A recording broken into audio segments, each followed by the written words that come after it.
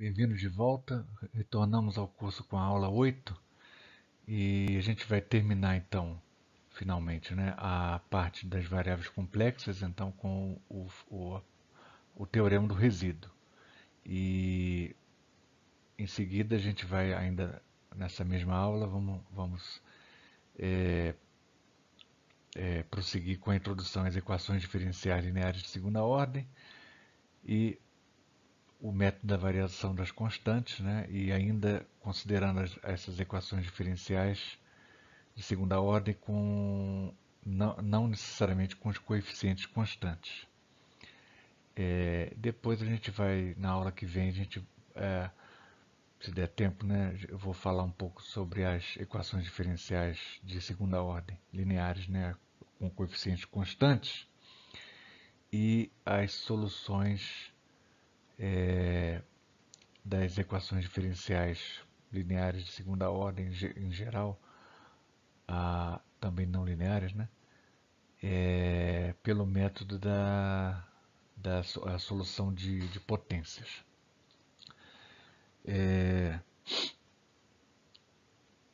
Não é o ideal a gente tratar de dois assuntos tão diferentes na mesma aula, mas não vai ter jeito, como a gente tem pouco tempo para terminar, não vai ter outro jeito, né? Eu vou terminar esse finalzinho da parte de variáveis complexas que a gente não conseguiu concluir na aula passada, porque senão ficaria uma aula muito longa, e a gente já vai começar então, para não perder tempo, a outra parte da matéria, que são as equações diferenciais. E eu já estou pulando aqui as equações de primeira ordem, porque, né, afinal de contas, essa parte de equações diferenciais você já deve ter visto na disciplina aí de matemática, né? Talvez de equações diferenciais, né?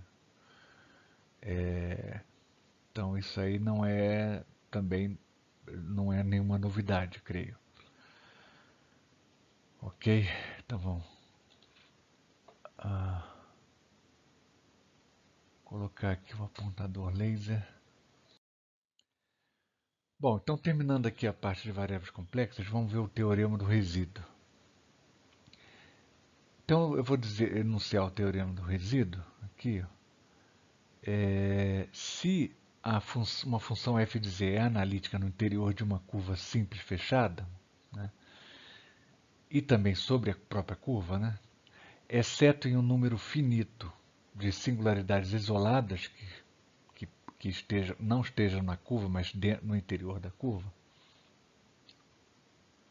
e nos pontos que aqui designados A1, A2 até AN, então então esse aqui é o teorema, né? Esse aqui é a expressão dessa integral dessa função que tem todas essas propriedades, você pode resolver dessa maneira. O que a gente viu até aqui com o teorema da integral de Cauchy, né? A fórmula de integral de Cauchy, é que quando você tem uma singularidade isolada, é simples, né? A fórmula da integral de Cauchy te dá um método seguro de você achar o valor dessa função. E aqui é uma espécie de generalização dessa fórmula, né? Em que você tem uma função que aqui a forma não está fixa, a princípio ela não está fixa, né? Não é uma função analítica sobre um z menos a, né? E aqui é uma coisa geral, é uma função que tem singularidades isoladas, algumas, uma ou duas ou três ou quatro, dentro da região, e aqui aí a fórmula da integral de Cauchy ela não é suficiente ela não dá conta de te dizer quanto vale essa integral aqui, genérica, né? Aqui o formato da função é genérico, você só sabe que tem singularidade isolada lá dentro, mas você não sabe o formato da função. É claro que se a função não tivesse singularidade, né, se ela fosse analítica, aí não teria problema, a integral pelo teorema de Cauchy seria zero, mas esse não é o caso. Então para isso que esse teorema aqui do resíduo ele vem a suprir essa demanda, né? Com isso você pode calcular esse tipo de integral aqui. Essa quantidade que eu coloquei aqui, o resíduo da função no ponto A, genérico, AK, genérico, A1, A2, A3, sei lá, a gente chama de resíduo da função no ponto AK, definido pelo coeficiente C-1, é o C-1, o que significa esse coeficiente aqui? Eu estou falando do termo da expansão de f de z em potências de z menos AK. É quando você tem o termo, o coeficiente que está junto com o termo z menos AK elevado a menos 1.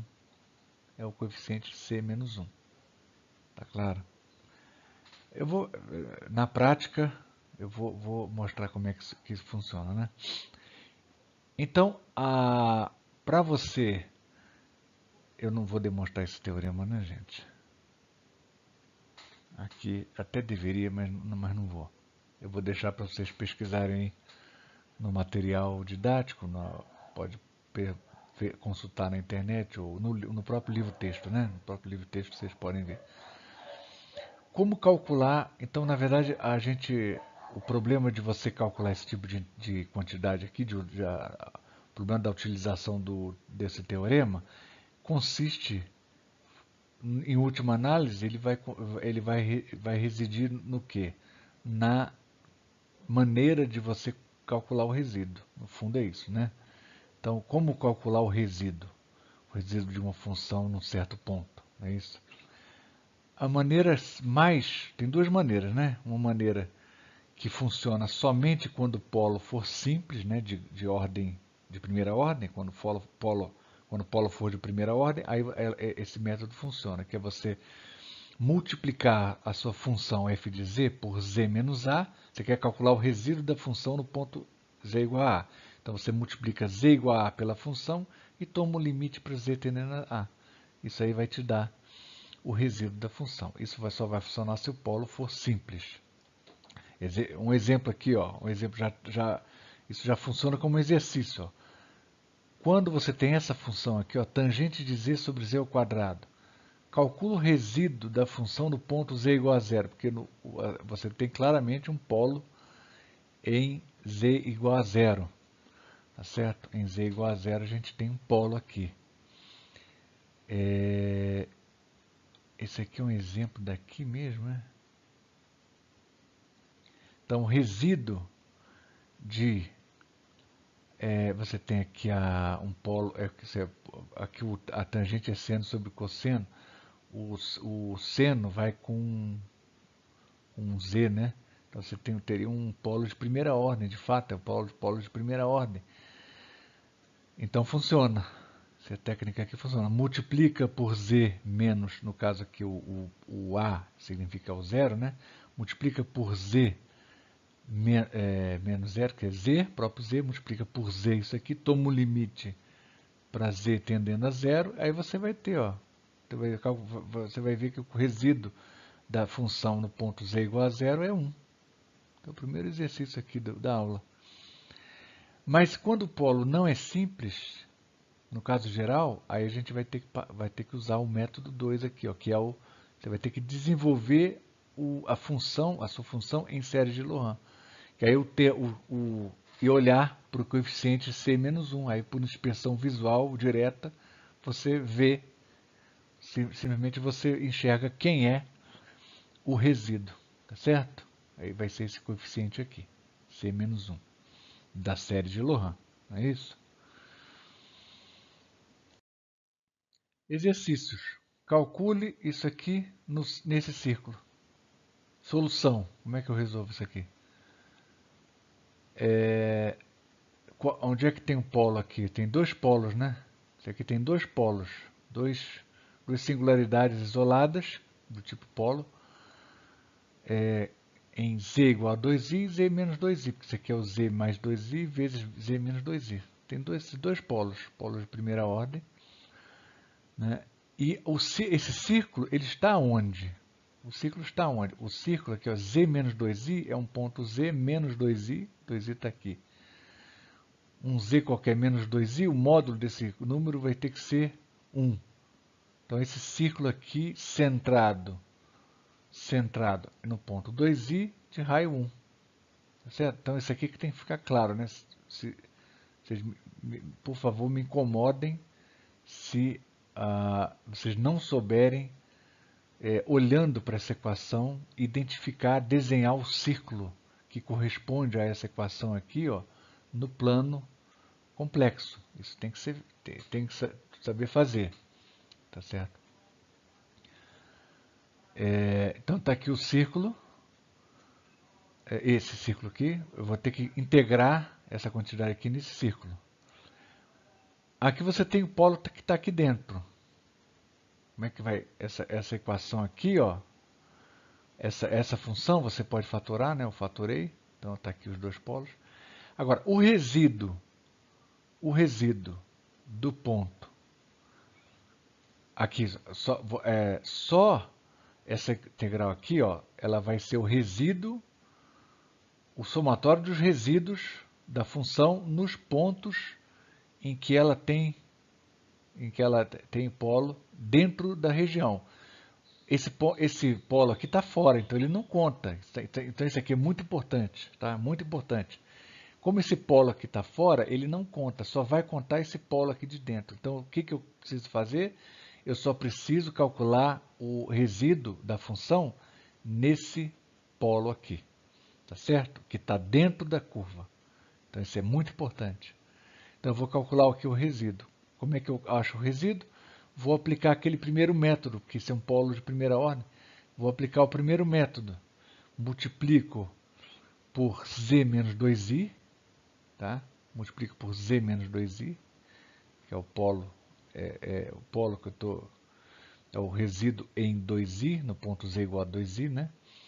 Multiplico a função por z menos 2i, vai ter um cancelamento. Calculo o limite para z tendendo a 2i. Esse limite aqui é trivial, vai ser 1 sobre 4i, que vai ser, o i passa para cima com o muda o sinal, que vai ser simplesmente menos i sobre 4. Menos i sobre 4. Ok? Lembra que 1 sobre i é menos i, né? Isso aí. Então, resultado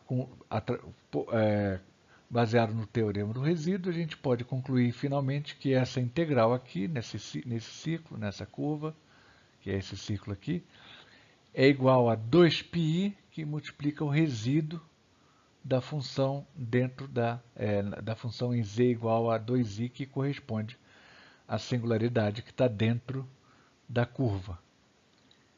Essa multiplicação aqui vai dar π sobre 2. Ok? Então, resposta dessa primeira questão, π sobre 2. Outro exemplo aqui, ó, outro exemplo. Calcule isso aqui no círculo z igual a 2. Mesma coisa, ó, o módulo z igual a 2 é um círculo, esse círculo aqui é um círculo centrado na origem, né? Isso? Centrado na origem. Esse círculo aqui está centrado no ponto 2i. Esse círculo daqui, ele está centrado na origem, tem módulo 2. Então, vou calcular essa quantidade, essa integral aqui nesse círculo. Quanto que dá isso aqui?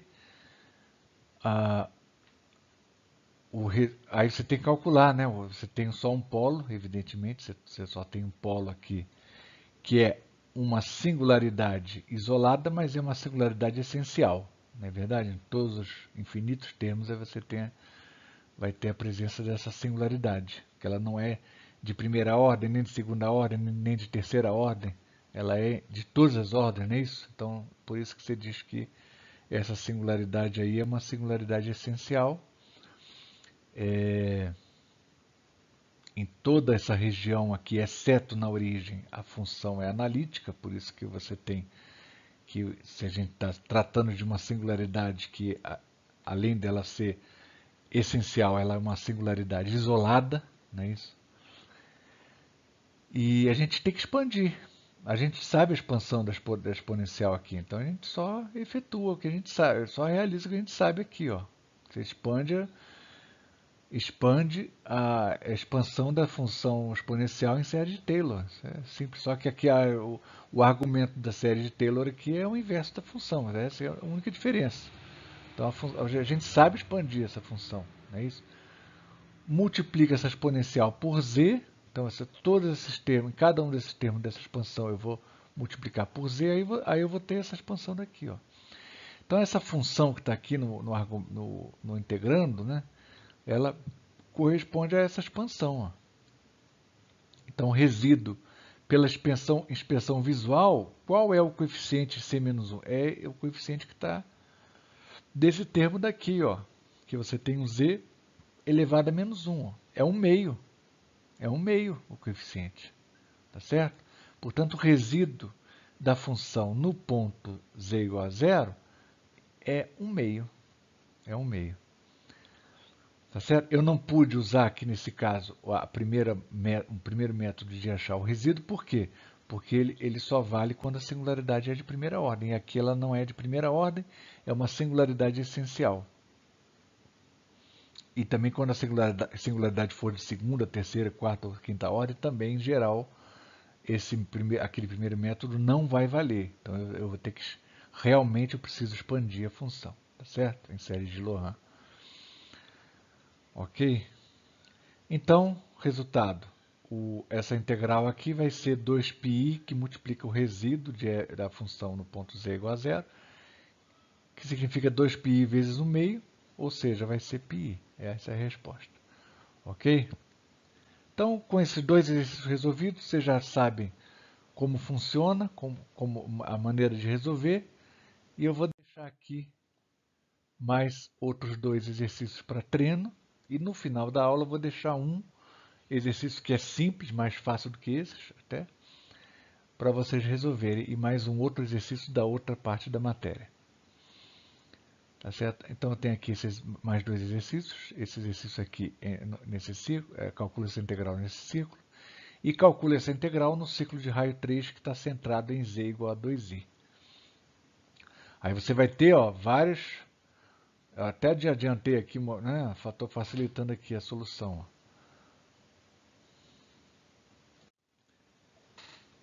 Esse aqui é o círculo de raio 3. Aqui está mal desenhado, mas esse ponto 2i, tá vendo? Esse ponto 2i, que você vai ter uma singularidade aqui, né? 2i, um polo, ele estaria no centro do círculo. Está desproporcional aqui, o desenho saiu errado, mas errado só por essa distorção aqui, né? Está meio desproporcional. Esse ponto, o polo 2i, ele estaria no centro do círculo, tá certo? 2i. Então você tem aqui, esses dois polos estão dentro da região, da curva. Mas vai ter um outro polo que vai estar fora, então você tem que tomar cuidado com isso. Você só vai calcular o resíduo dos polos que estão dentro da curva, tá certo? O resíduo desse polo aqui não vai contar. Então, essa é uma coisa muito importante, que muita gente comete erro, acaba se distraindo e aí erra. É fácil errar. Tá certo? Com isso a gente fecha as variáveis complexas e a gente vai passar vamos passar para as equações diferenciais lineares de segunda ordem. Então aqui uma forma geral é essa aqui, né? Forma geral. Aqui a y' é derivada de y em relação a x, que é a variável, né? Você tem a x é a nossa incógnita, e a função y é a função de x. Derivada y', com essa notação aqui, a gente vai representar, então, a derivada segunda de y em relação a x por essa quantidade aqui, que é a y', tá certo? Então está aqui, a derivada segunda aqui de y, está aqui na forma, então você tem a forma homogênea e a forma não homogênea. Na forma homogênea, todos os termos têm ou a função incógnita ou a sua derivada primeiro ou a segunda. O resto tudo é zero. Então, a forma geral, você tem esse termo aqui, o termo não homogêneo, que eu chamei de uma função genérica R de x, tá certo? Lembrando que isso aqui, ó, a gente acabou de ver variáveis complexas, mas para essas equações diferenciais aqui dessa aula, né, e dessa parte da matéria, a gente só está levando em conta funções reais, não é isso? Eventualmente você pode ter uma solução uma função complexa que resolve a equação, mas essas funções aqui, P de x, Q de x e R de x, e a própria variável x, são quantidades reais, tá certo? São sempre quantidades reais. Funções reais e o x é um número real, variável real. Duas soluções y1 e y2 são linearmente independentes, a definição clássica de independência linear, né, gente? Quando é que você tem, você vai achar, por exemplo, você pode achar vamos supor que eu acho uma solução e uma outra solução, duas soluções. Elas são linearmente independentes quando essa equação daqui, para todo x, ela só tiver a única solução possível de C1 igual a C2, que é igual a zero, que é a solução trivial. Tá certo? C1 e C2 são constantes reais, né? Claro. Então, essas soluções, então daqui a definição de duas funções linearmente independentes. É claro que se for o contrário, aí você vai ter, elas não são, se duas funções, né, não forem linearmente independentes, então isso significa que elas vão ser linearmente dependentes, não é isso? E aí você vai ter a solução, teria uma solução, isso aqui sempre para todo x, né? Para todo x. Se você tiver uma solução para C1 e C2 diferente de zero, né? Aí você vai ter uma solução, uma função proporcional a outra. Então, no fundo, essas duas funções elas são linearmente independentes quando uma não for proporcional à outra, de maneira nenhuma, né? Então, aqui, exercícios. Mostra que se y1 e y2 são soluções da equação homogênea, dessa equação aqui, ó, então essa quantidade também é. É uma propriedade da equação linear, né? O fato de que a equação diferencial é linear. Tá certo? Você mostra, trivial, só substituir na equação você vai ver que se cada uma delas for solução da equação, então essa quantidade que é uma outra, que corresponde a uma outra função, também é solução da mesma equação. E mostra que, agora esse 2 é bem interessante, ó, mostra que se para um certo x0, um único x0, se isso equivale, se isso equivaler, e também isso equivaler, então essa função ela é proporcional à outra para todos os valores de x. Ou seja, y1 e y2 são linearmente dependentes. Então, em outras palavras, mostra que se para um certo, se você tem essa equação, e essa equação valem para um certo x0 particular, então as funções elas são linearmente dependentes, elas são realmente proporcionais uma à outra. Uma é proporcional à outra. Tem uma maneira de mostrar isso, né? É a seguinte, você toma esse ponto x igual a zero, né? Perdão, x0. Considera esse ponto particular x0. Nesse ponto particular x0, eu tenho essas duas equações. Aí, nesse ponto particular x0, nós podemos fazer o seguinte.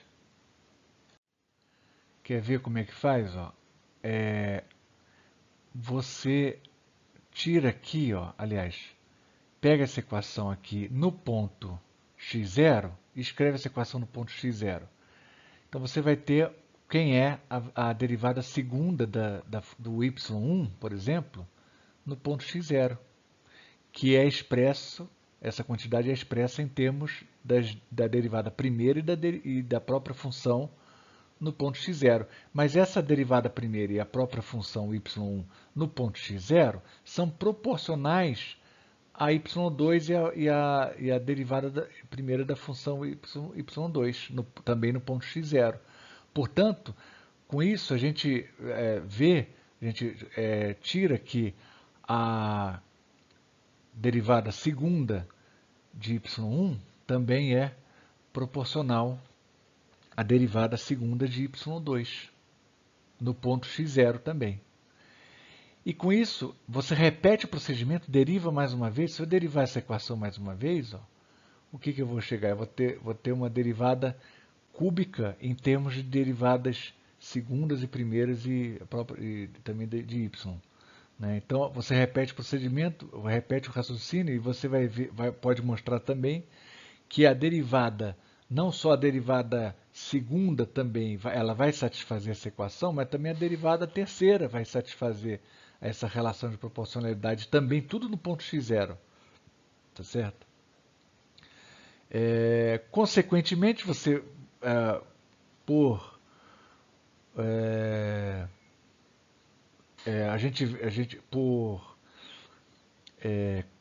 se a gente continua esse processo sem fim, a gente pode dizer então que todas as derivadas de y1, derivada cúbica, derivada quartica, quinta, sexta, no ponto x0 também é proporcional à respectiva derivada de y2 no ponto x0.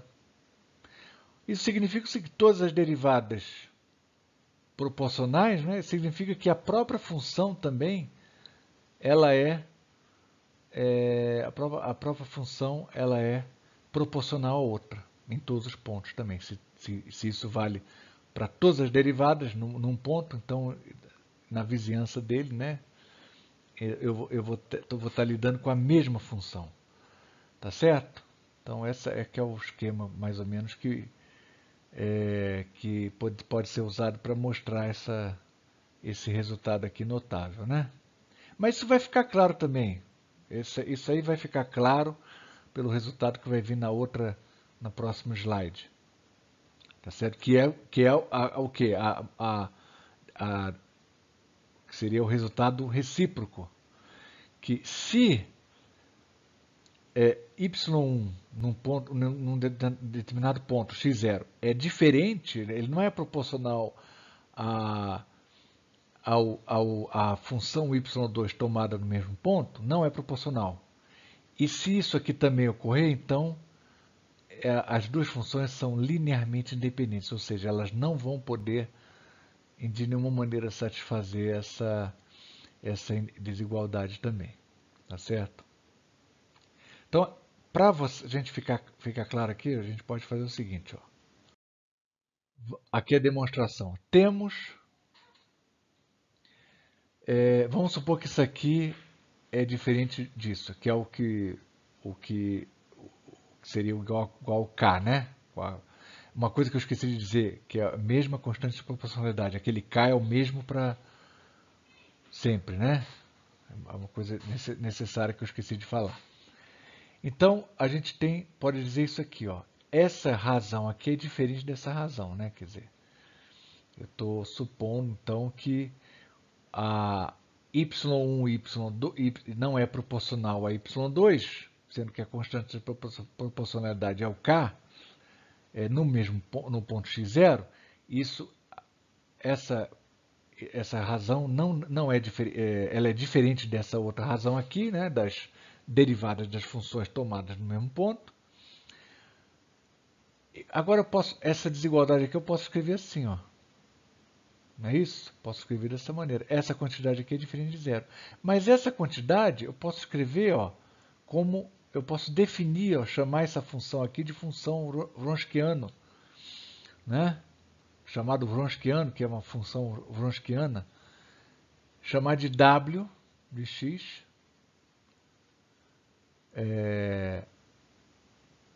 eu posso definir essa função como sendo determinante dessa matriz aqui, que vai coincidir com isso aqui, ó.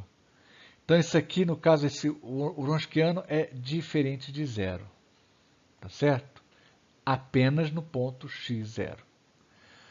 Mas olha só, nós então devemos mostrar que se essa função wronskiano no ponto x0 é diferente de zero, então essa função vai ser diferente de zero em todos os outros pontos. É isso que a gente quer mostrar, tá certo? E aquele primeiro, aquele teorema 2, né, que eu tinha proposto no slide passado, é exatamente o seguinte, ó, que se o wronskiano é igual a zero num determinado ponto x0, então ele vai ser igual a zero em todos os outros pontos. Então é uma propriedade dessa função aqui, ó, uma propriedade notável dessa função. Nós devemos mostrar que se ela for zero num único ponto, então ela vai ser zero em todos os outros pontos. Mas se ela for diferente de zero num único ponto, então ela vai ser também diferente de zero em todos os outros pontos. Então, no fundo, é isso. Então, o cálculo direto dessa derivada implica isso aqui, ó. Então, é um ótimo exercício para vocês fazerem, ó. Sendo definido o wronskiano dessa maneira aqui, ó, esse determinante aqui, ó, vamos calcular a derivada em relação a x dessa quantidade aqui em relação a x. Calcula essa derivada. Então, você vai ver o seguinte, ó. Você vai ver que essa derivada, então esse é um exercício. Vai ver que essa derivada necessariamente é igual a isso aqui. Tá certo?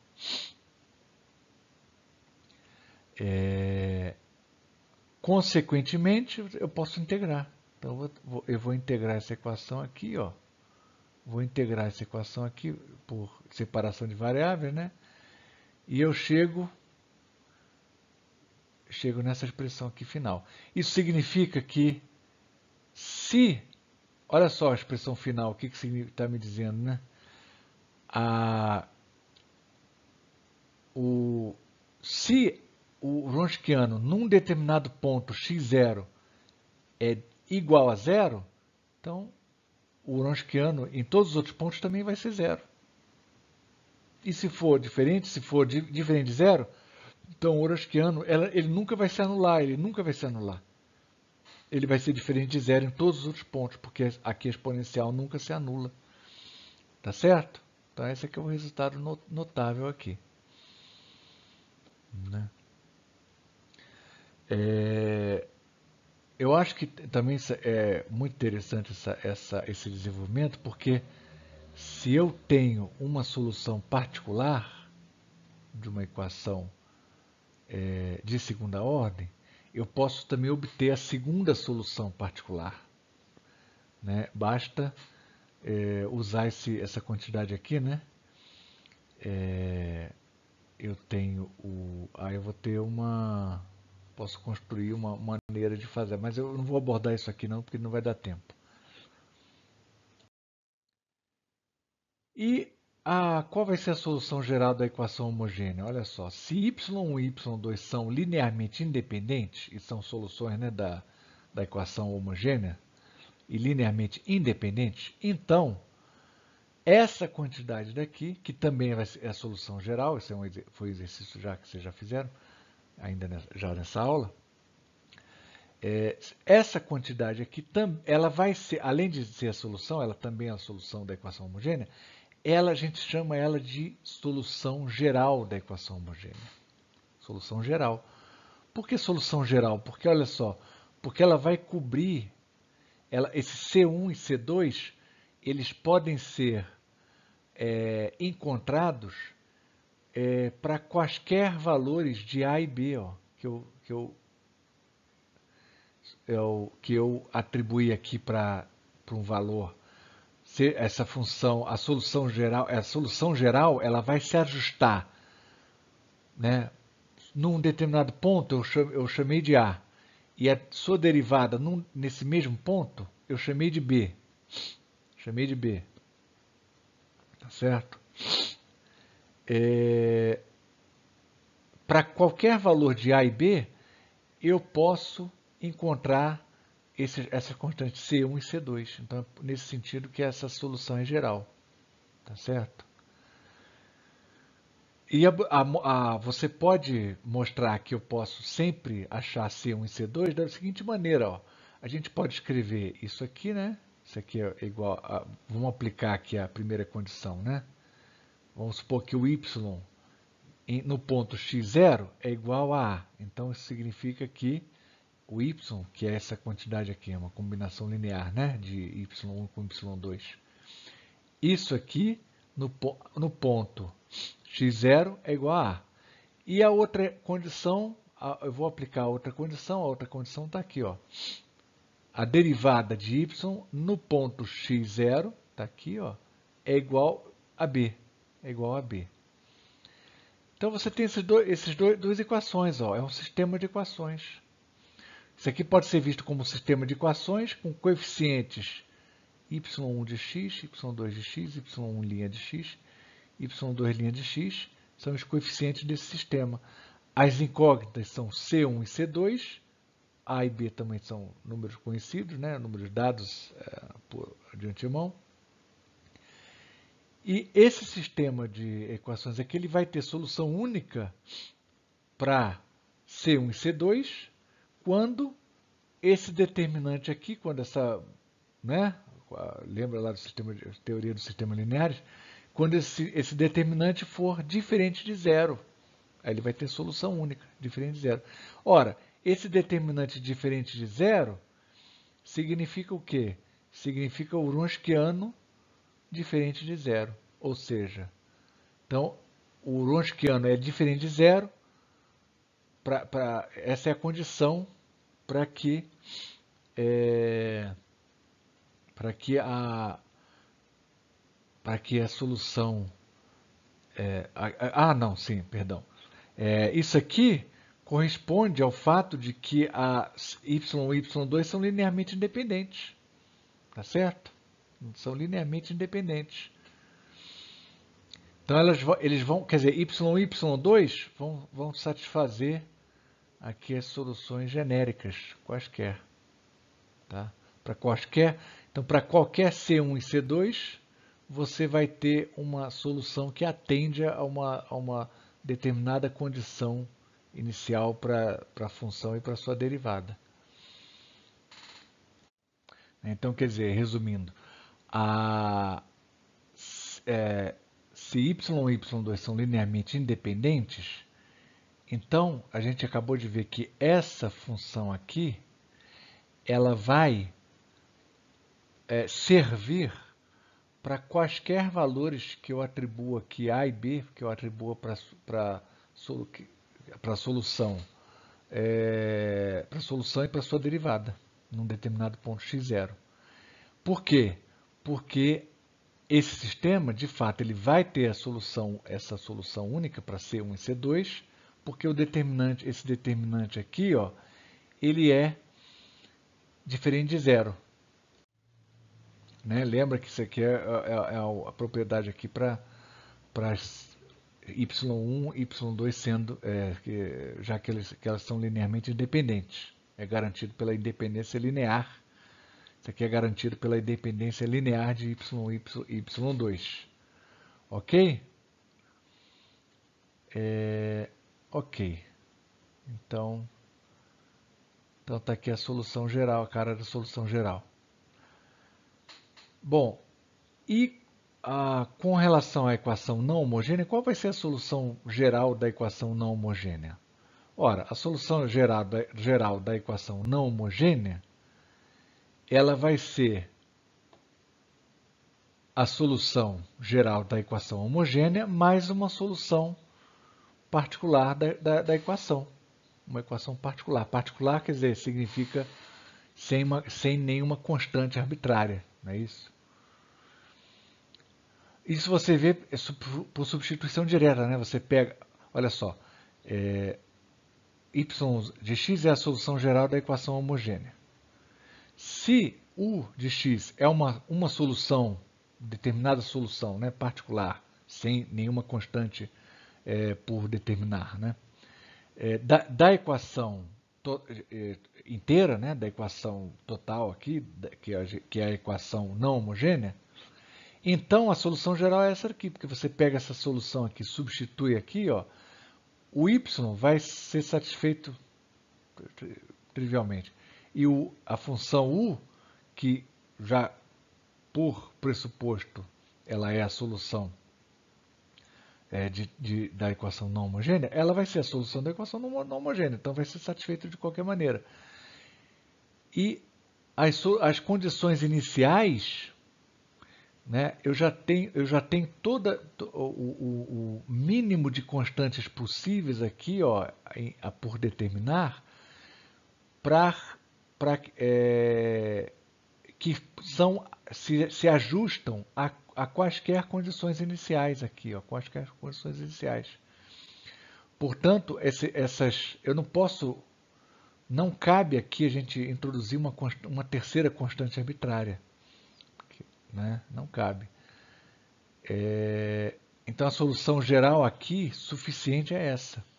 Quer dizer, o que é uma boa solução geral? É uma solução que tenha o menor número possível de constantes por determinar que podem se ajustar a quaisquer condições iniciais, né? Então, esse menor número possível ainda continua sendo 2. São duas constantes independentes, né? Que eu preciso para eu me ajustar a quaisquer duas condições iniciais. Tá certo? Então, tá aqui, ó. E o método então a gente vai ver aqui no próximo slide o método da variação das constantes. É um método de você, sabendo de quem é a sua solução geral, sabendo quem é a sua solução geral da equação homogênea, a gente achar a solução particular.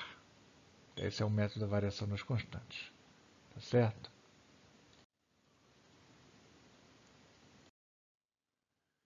E a técnica, então, o que é a técnica para determinar o U? Sabendo a solução da homogênea. Aí você vai ter a solução particular, né? Seja U, isso aqui, ó, esse método, daí por isso que esse nome estranho, né? É engraçado, método da variação das constantes. Ora, constante, como é constante não varia, né? Porque é constante sob um certo aspecto. Então, quer dizer, por um certo aspecto, uma variável, quer dizer, uma quantidade pode ser constante, por outro aspecto variável. Então é aí que está essa brincadeira, que parece brincadeira de palavras, ele está explorando essa característica, né? Então, quer dizer, é como se fossem aqui constantes. O y de x é uma constante, uma combinação linear de y1 e y2. y1 e y2 são as soluções particulares da equação homogênea. Então é como se fosse, eu pegasse aqui uma constante que varia, né? O v, que eu chamei de v1 de x e o v2 de x. E a gente vai tentar achar a forma de v1 e v2 de tal maneira que eu teria uma solução particular da equação não homogênea. É nisso aí que consiste o método. Se eu tomar a derivada aqui dessa função, eu vou chegar, deriva normalmente, chego nisso aqui. Agora, é possível a gente restringir ainda mais essas funções v1 e v2 de tal maneira que essa quantidade é zero, de tal maneira que o' é escrito como se fosse como se v1 e v2 fossem constantes, né? A derivada de u seria v1 que multiplica y' mais v2 que multiplica y2'.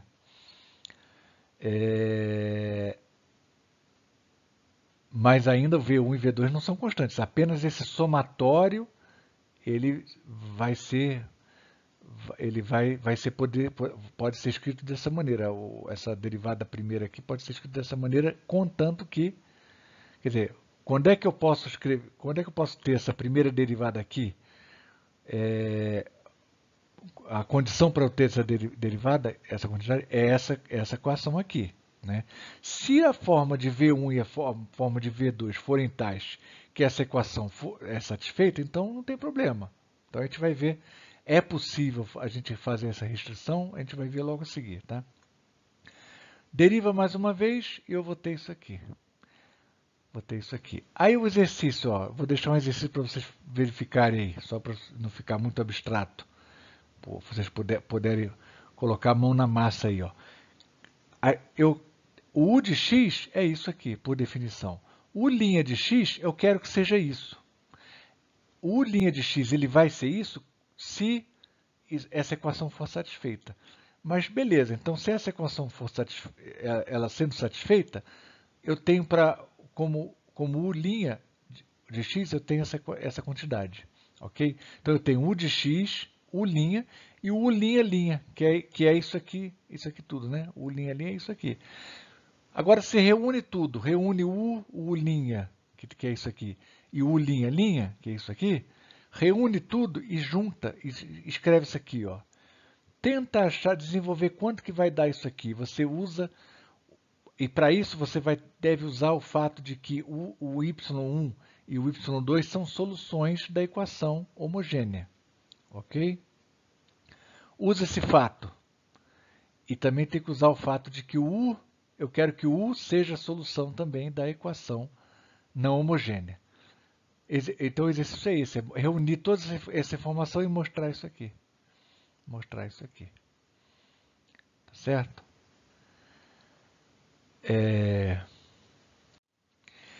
Então, quer dizer, você chegou nessa informação. Para essa igualdade aqui, eu apenas usei o fato de que y1 e y2 são soluções da equação homogênea.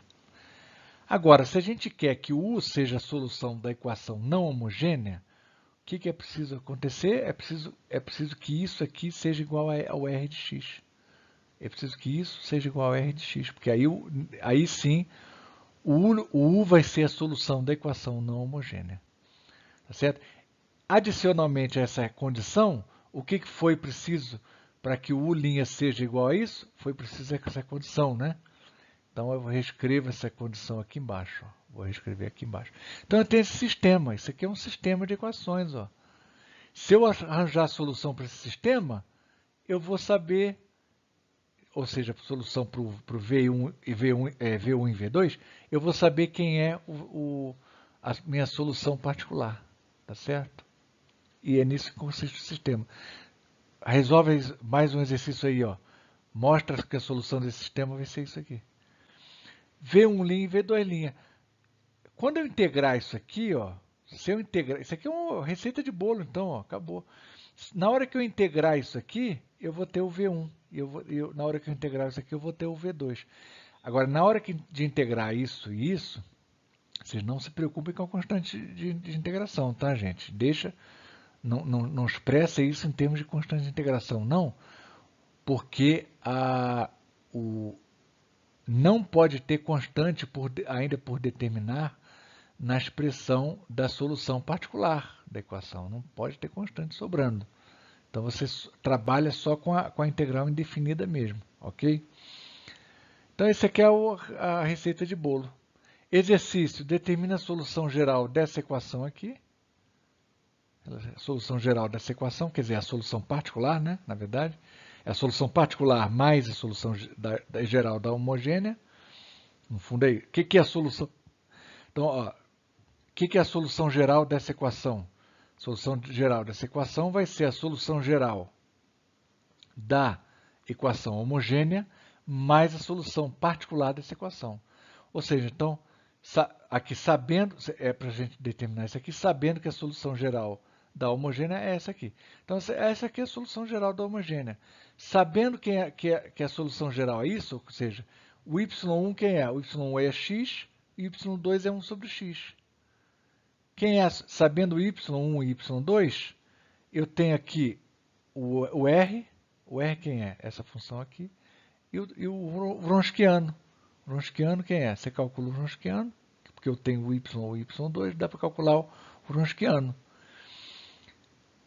Então, aplico aqui na receita de bolo e acho a expressão, a função da solução particular que eu achei aqui. Então, a solução geral vai ser solução geral da equação homogênea mais a solução particular. Então, a solução particular aqui vai dar isso aqui.